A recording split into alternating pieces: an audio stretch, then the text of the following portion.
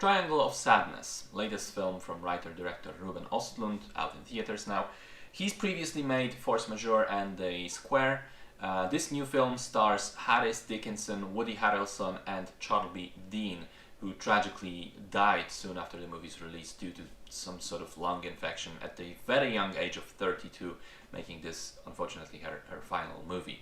So, like so many of other recent films and television shows, Triangle of Sadness is a social critique dressed up in dark comedy clothes, exploring specifically the conflict, the age-old conflict between the poor and the rich.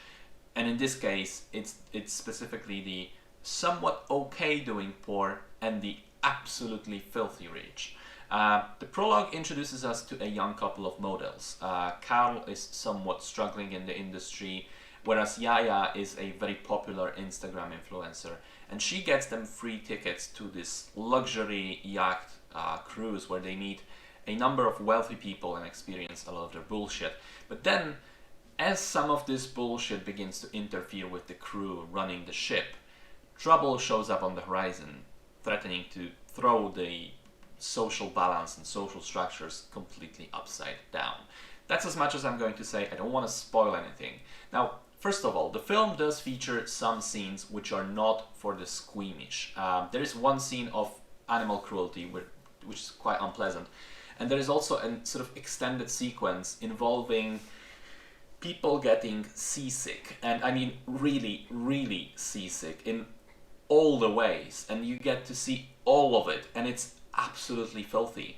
But it is also very, very funny. Now, not unlike the more quiet and sane moments of the film as well. It is a dark comedy after all, and I thought that the humor works quite well throughout. I especially loved the entire relationship between the captain of the ship, who turns out to be a Marxist alcoholic, and a Russian billionaire who's trying to convert him to capitalism. The sort of drunken conversations and situations that they get into are very, very funny.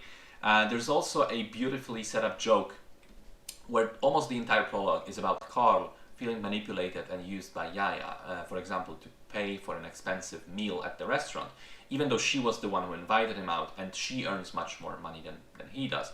And he's sort of going on and on about, you know, being partners, being equal, dropping the traditional gender roles, what's expected of a man and what's expected of a woman.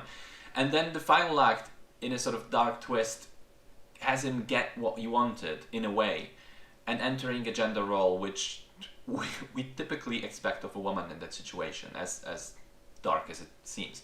I also liked how, despite poking fun at lots of fun at rich people and playing with the idea that, you know, when push comes to shove, they don't actually have useful skills or abilities, and they're often hypocrites and out of touch with regular people, and they don't think about the consequences of what they do.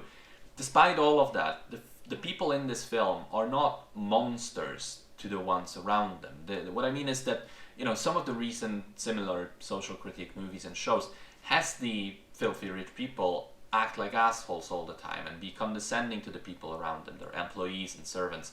And this film doesn't go that route.